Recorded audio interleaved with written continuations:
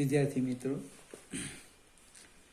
Chapter 8 ગુરુત્વાકર્ષણનું ઉદાહરણ 8.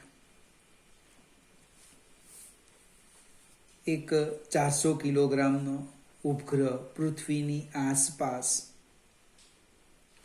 Twice આરી ત્રિજ્યાની વર્તુળાકાર કક્ષામાં છે. ઉપગ્રહનું દળ આપેલું છે 400 કિલોગ્રામ. એની કક્ષાની ત્રિજ્યા આપી છે ટ્વાઇસ આરી છે. તેને બદલીને 4 આરી ત્રિજ્યાની વર્તુળાકાર કક્ષામાં લઈ જવા માટે કેટલી ઉર્જાની જરૂર પડે? તેની ગતિ ઉર્જા અને સ્થિતિ ઉર્જામાં શું ફેરફાર થાય?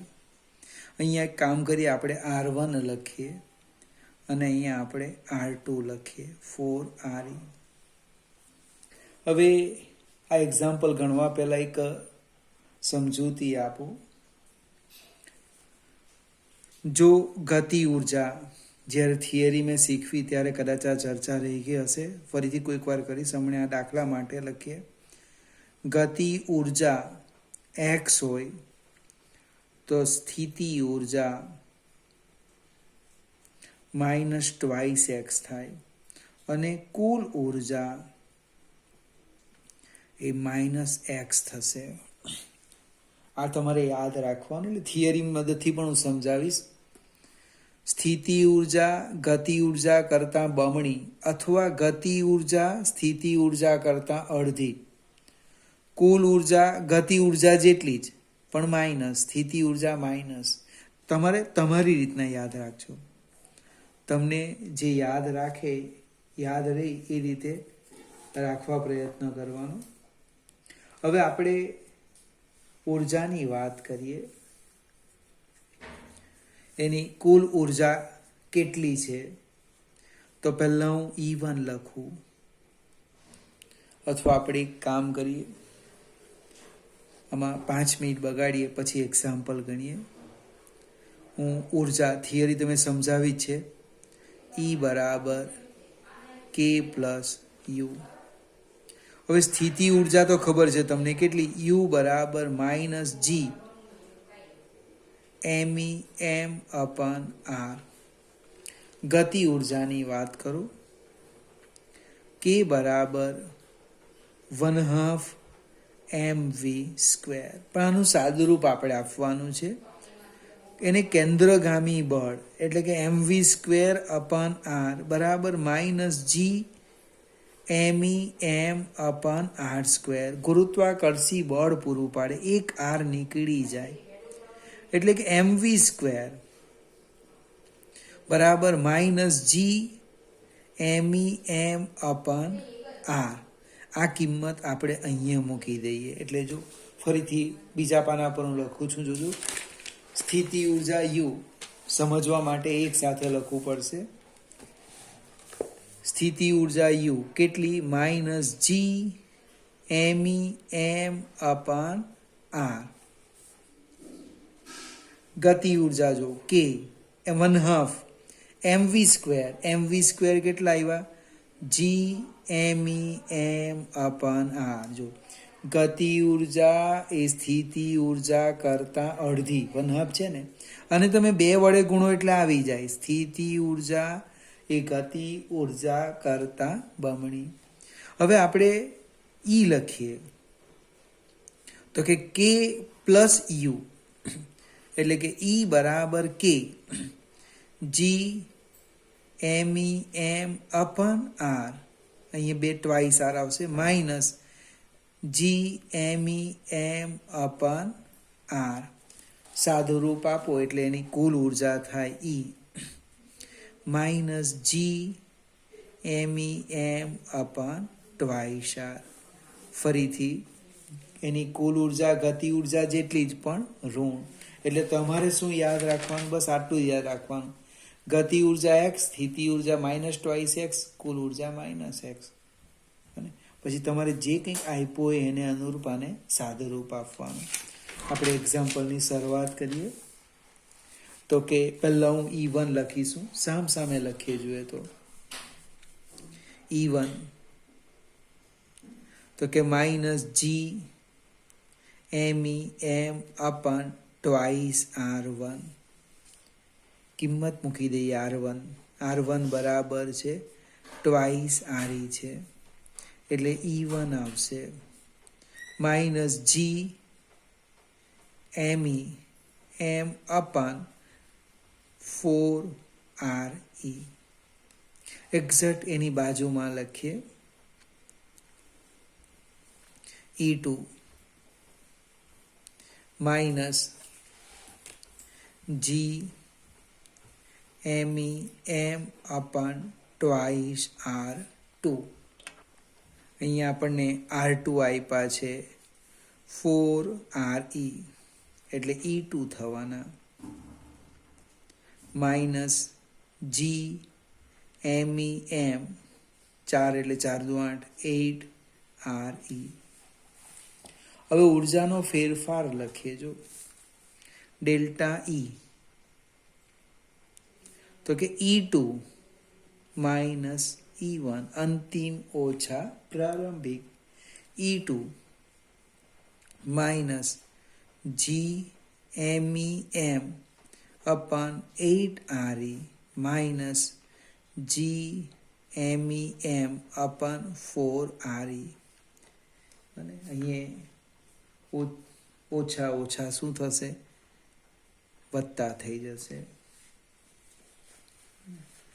ઓછા ઓછા વત્તા કારણ કે E2 E1 માઇનસ છે ને એટલે ડેલ્ટા E કુલ ઉર્જામાં થતો ફેરફાર કેટલો આવવાનો તો કે લસાઅ લઈએ 8 અને 8RE એટલે 2 વડે ગુણીએ 2 માંથી 1 જાય એટલે પ્લસ જી ME M અપન 8RE. ખૂબ મજાની ચર્ચા આવી ગઈ. આપણે એક પૃથ્વીનું દળ કેપિટલ જી RE આપણને ખબર નથી આમ લખીએ જી ME અપન RE square into MRE by 8. હવે આની જગ્યાએ સ્મોલ જી લખી દઈએ એટલે MGRE બાય 8.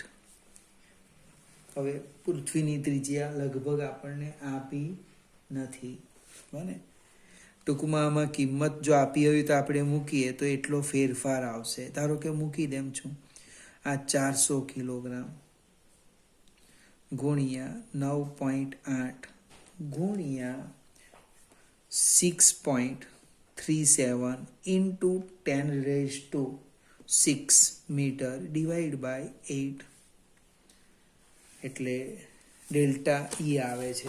સાદું રૂપ આપીએ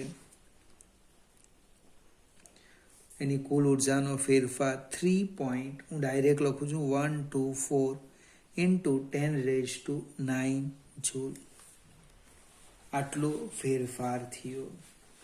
હવે ગતિ ઉર્જા કેવી રીતે શોધવાના તો ગતિ ઉર્જા અને કુલ ઉર્જાની જે સંજ્ઞા છે એ વિરુદ્ધ છે. ગતિ ઉર્જા પ્લસ તો કુલ ઉર્જા માઇનસ, કુલ ઉર્જા પ્લસ તો ગતિ ઉર્જા માઇનસ, એટલે અહીંયા ગતિ ઉર્જામાં ઘટાડો થવાનો. ગતિ ઉર્જામાં ઘટાડો કેટલો તો કે ડેલ્ટા કે બરાબર -3.124 ગુણ્યા 10⁹ જૂલ. પ્રશ્ન 1 તમે કેવી રીતે લખ્યું તો આપણે અહીંયા જોઈ ગયા ગતિ ઉર્જા x તો કુલ ઉર્જા -x, આ માઇનસ તો પ્લસ, આ પ્લસ તો આ માઇનસ, સંજ્ઞા વિરુદ્ધ. આગળ જઈએ સ્થિતિ ઉર્જાનો ફેરફાર લખો. સ્થિતિ ઉર્જાનો ફેરફાર એ કેટલો તો કે ડેલ્ટા U બરાબર -2 ડેલ્ટા કે. ગતિ ઉર્જા કરતા બમણો અને અગાડી શું મૂકવાનું ઋણ મૂકવાનું. એટલે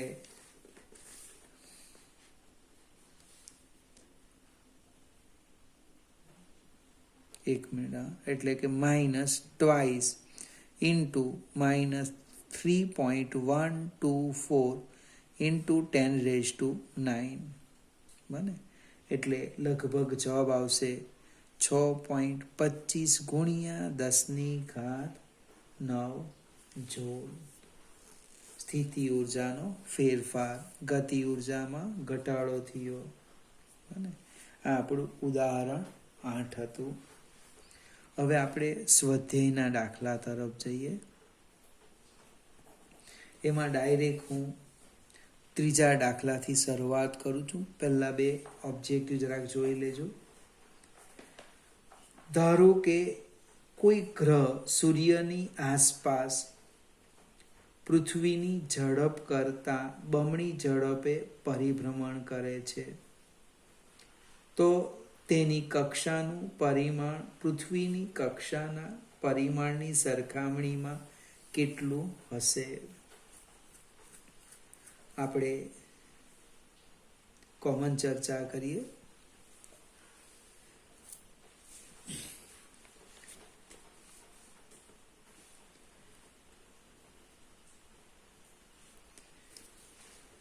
અહીંયા સૂર્ય લઈ લઈએ એસ. એની ફરતે કોઈક ગ્રહ છે. આમ ધારો કે આપણે પૃથ્વી લઈ લઈએ એમઈ એમએસ. પછી શું આવ્યું? તેની કક્ષાનું પરિમાણ પૃથ્વીની ઝડપ કરતાં બમણી ઝડપે હશે. હવે આપણે અંતર બતાવવામાં થોડી તકલીફ પડે. ધારો કે હું આમ લઈ લેમ, અથવા તો આને પૃથ્વી કહીએ આપણે એમઈ, અને આ કોઈક હશે ગ્રહ જે હશે તે, અને આમ લઈ લઈએ. તમને પૃથ્વીની કોણીય ઝડપ આપેલી છે ω1 બરાબર ω, અને બીજો જે કોઈ ગ્રહ છે એ બમણી છે, ટ્વાઇસ ω. પ્રશ્ન છે R2/R1 અથવા R1/R2 શોધવાના છે. કમ્પેરિઝન છે, ચેક કરી લઈએ. અને 1 ને 2 એટલે પૃથ્વી માટે આપણે હેડિંગ લખી દઈએ સાઈડ પર. જો પૃથ્વી માટે સંજ્ઞા 1 લઈએ, અને કોઈક બીજો ગ્રહ છે એના માટે 2 લખીશું. કોમન ચર્ચા લખું. કેન્દ્રગામી બળ બરાબર ગુરુત્વાકર્ષી બળ. કેન્દ્રગામી બળ mv²/r બરાબર g_m_r².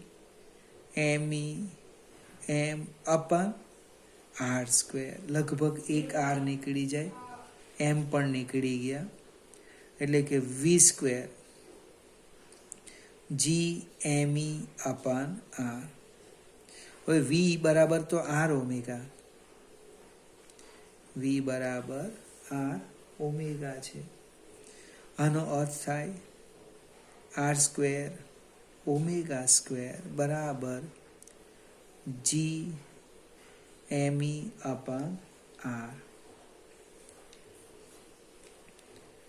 એટલે એક સ્ટેપ આગળ વધીએ. આ r ને હું આ બાજુ લઈ લેમ, એટલે શું થવાનું? r³ ω²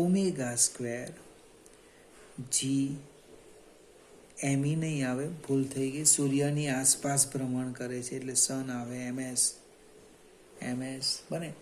જેની ફરતે ફરતા હોય એનું દળ આવે ms. અહીંયા આવવાનું ms. હવે gms એ તો અચળ, એનો અર્થ થવાનો r³ ω² બરાબર અચળ. હવે એક વખત આ લખાઈ ગયું, પછી આપણે બે સ્થિતિ માટે લખીએ. જો આમ આ અચળનો અર્થ લખી બતાવું. r1³ ω1² બરાબર r2³ ω2². આપણે r2 જોઈતા છે,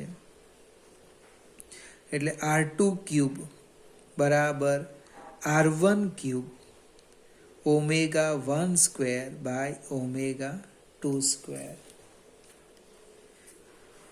હવે આને આમ પણ લખાય. જો r1³ ઇન્ટુ ω1/ω2². કંઈક ભૂલ હોય તો જોજો, કિંમત મૂકી દેવ.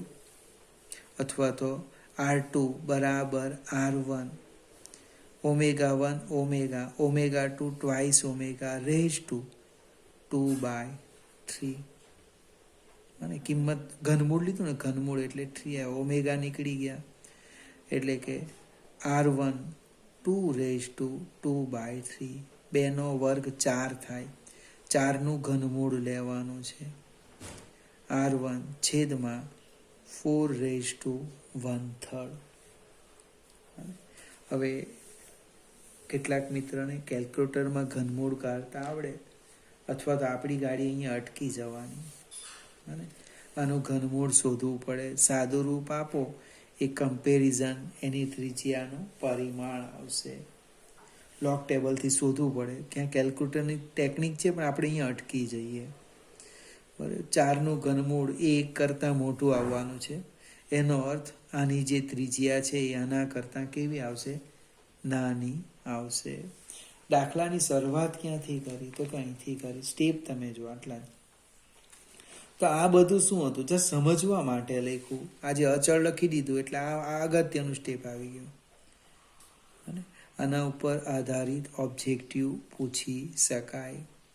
બની શકે ઘનમૂળ નીકળે એવી સંખ્યા સેટ કરે. બરાબર, આગળ જઈએ. ચોથો એક્ઝામ્પલ, સ્વાધ્યાયનો ચોથો એક્ઝામ્પલ.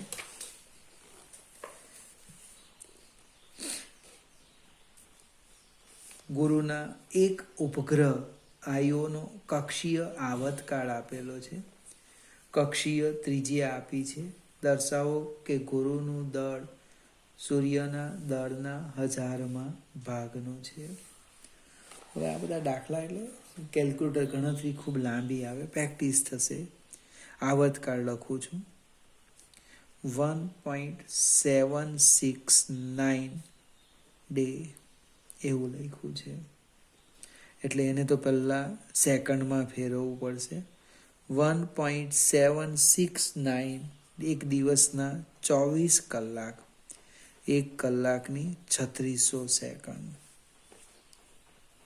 એટલે એ જે આવશે એ આપણો જવાબ સેકન્ડમાં આવશે.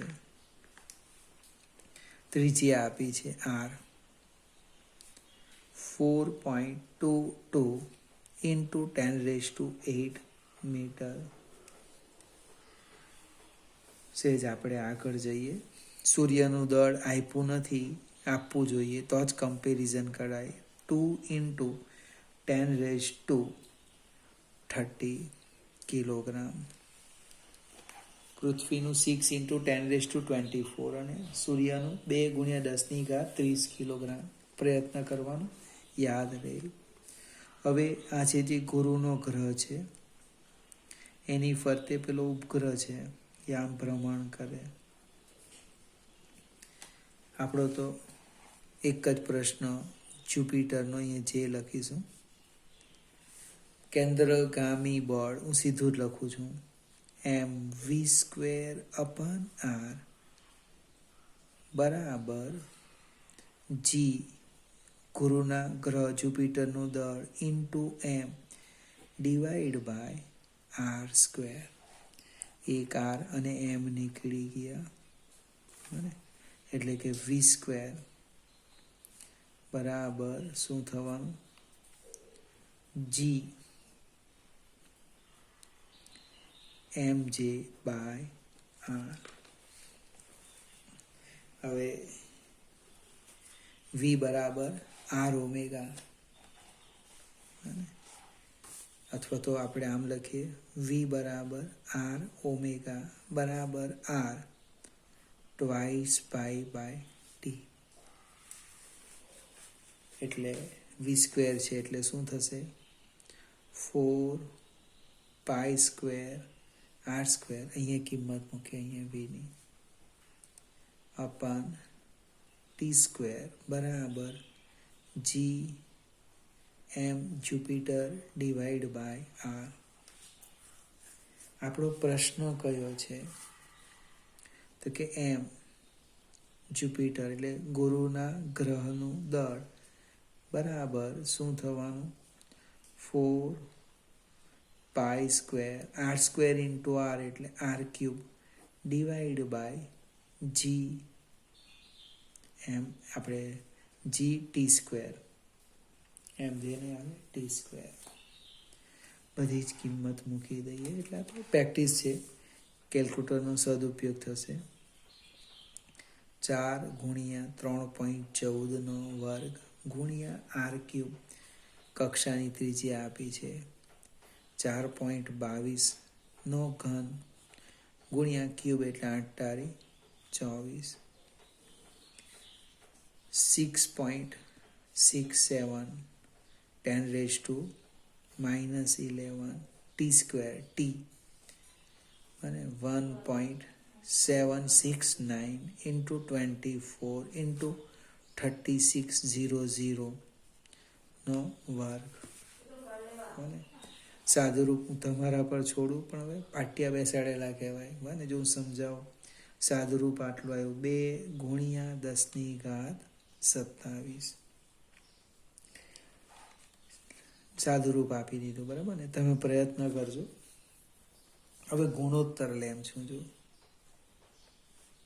એમ જે ગુરુના ગ્રહનું દળ સૂર્યનો દળ એટલે અહીંયા થવાનું 2 ગુણ્યા 10⁻27 2 ગુણ્યા 10⁻30 2 નીકળી જાય એટલે શું થવાનું